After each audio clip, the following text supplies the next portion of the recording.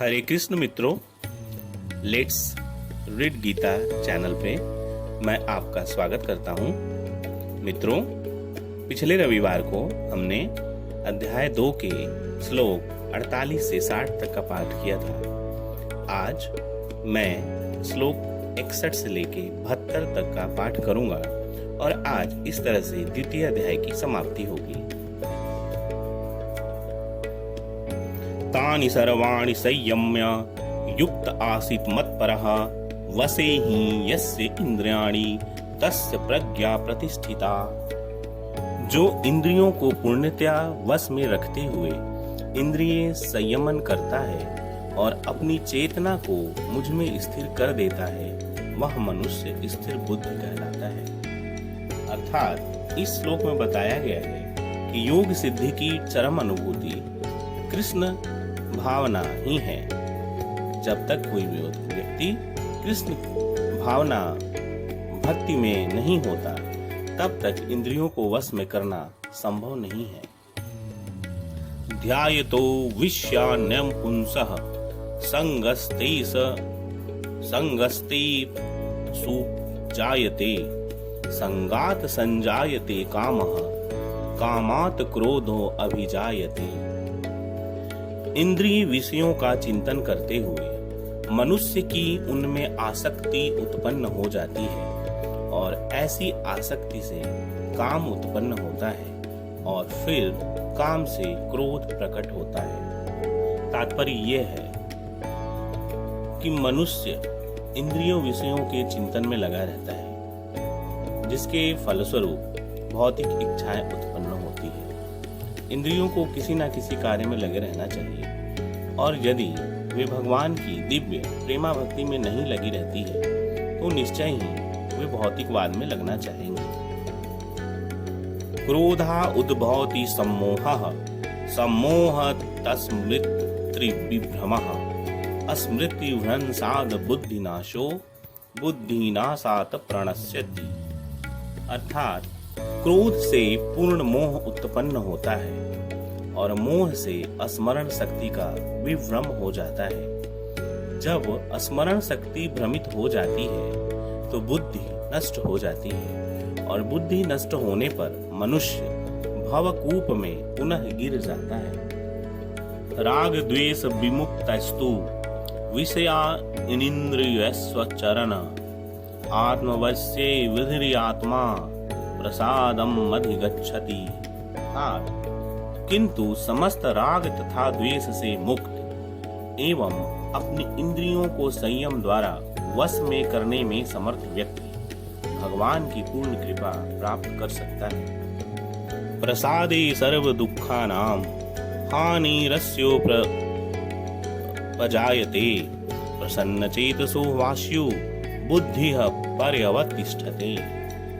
इस प्रकार से कृष्ण भावनामृत में तुष्ट व्यक्ति के लिए संसार के तीनों ताप नष्ट हो जाते हैं और ऐसी तुष्ट चेतना होने पर उसकी बुद्धि शीघ्र ही स्थिर हो जाती है। संसार में 3 तरह के ताप होते हैं, दैहिक, दैविक और भौतिक। यहाँ पे भगवान कहते हैं कि जो व्यक्ति भगवान की सेवा में लीन है, संसार के तीनों ताप उसके नष्ट हो जाते हैं। ना अस्ति बुद्धिर्युक्तस्य ना चायुक्तस्य भावना न चावा अवयतः शांतिरशांतस्य कुतः सुखम। जो कृष्ण भावनामृत में परमेश्वर से संबंधित नहीं है, उसकी ना तो बुद्धि दिव्य होती है और ना ही मन स्थिर होता है, जिसके बिना शांति की कोई संभावना नहीं है। शांति के बिना सुख कैसे हो सकता है। इंद्रियाणाम ही चरताम यन्न मनो अनुविधीयते तदस्य हरति प्रज्ञाम वायुर्नावमी वाम्भसि। अर्थात जिस प्रकार पानी में तैरती नाव को प्रचंड वायु दूर बहा ले जाती है, उसी प्रकार विचरणशील इंद्रियों में से कोई एक जिस पर मन निरंतर लगा रहता है, मनुष्य की बुद्धि को हर लेती है। तस्मादस्य महाबाहो निगृहीतानि सर्वशः इंद्रियाणि इंद्रियार्थे भयस्तस्य प्रज्ञा प्रतिष्ठिता। अतः हे महाबाहु, जिस पुरुष की इंद्रियां अपने अपने विषयों से सब प्रकार से विरत होकर उसके वश में है, उसी की बुद्धि निसंदेह स्थिर है। या निशा सर्वभूतानां तस्याम जागर्ति संयमी, यस्याम जागृति भूतानि सा निशा पश्यतो मुनः। जो सब जीवों के लिए रात्रि है वह आत्म संयमी के जागने का समय है, और जो समस्त जीवों के जागने का समय है वह आत्मनिरीक्षक मुनि के लिए रात्रि है। यहाँ पे यह तात्पर्य है कि बुद्धिमान मनुष्यों की दो श्रेणियां हैं। एक श्रेणी के मनुष्य इंद्रिय तृप्ति के लिए भौतिक कार्य करने में निपुण होते हैं, और दूसरे श्रेणी के मनुष्य आत्मनिरीक्षक होते हैं, जो आत्म साक्षात्कार के लिए जागते हैं। विचारवान पुरुषों या आत्मनिरीक्षक मुनि के कार्य भौतिकता में लीन पुरुषों के लिए रात्रि के समान है। वादी व्यक्ति ऐसी रात्रि में अनभिज्ञता के कारण आत्म साक्षात्कार के प्रति सोए रहते हैं।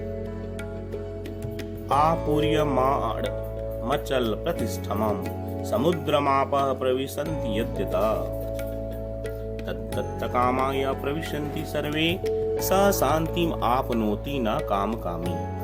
जो पुरुष समुद्र में निरंतर प्रवेश करती रहने वाली नदियों के समान इच्छाओं के निरंतर प्रवाह से विचलित नहीं होता और जो सदैव स्थिर रहता है वही शांति प्राप्त कर सकता है, वह नहीं जो ऐसी इच्छाओं को तुष्ट करने की चेष्टा करता हो। विहाय कामान्यः सर्वान् पुमांश्चरति निःस्पृहः निर्मरो निरहंकारः स शांतिम् अधिगच्छति। जिस व्यक्ति ने इंद्रिय तृप्ति की समस्त इच्छाओं का परित्याग कर दिया है, जो इच्छाओं से रहित रहता है और जिसने सारी ममता त्याग दी है तथा अहंकार से रहित है, वही वास्तविक शांति को प्राप्त कर सकता है। ऐसा ब्राह्मी स्थिति पार्थ नैनाम प्राप्य विमुह्यति स्थित्वास्यान अंतकालेपि ब्रह्मा निर्माण मृक्षति। यह आध्यात्मिक तथा ईश्वरीय जीवन का पथ है, जिसे प्राप्त करके मनुष्य मोहित नहीं होता। यदि कोई जीवन के अंतिम समय में भी इस तरह स्थित हो जाए तो वह भगवत धाम में प्रवेश कर सकता है। आज के लिए इतना ही। अगले रविवार को अध्याय 3 शुरू करते हुए हम आपसे फिर मिलेंगे। तब तक के लिए हरे कृष्ण कृष्ण कृष्ण हरे हरे, हरे राम राम राम हरे हरे।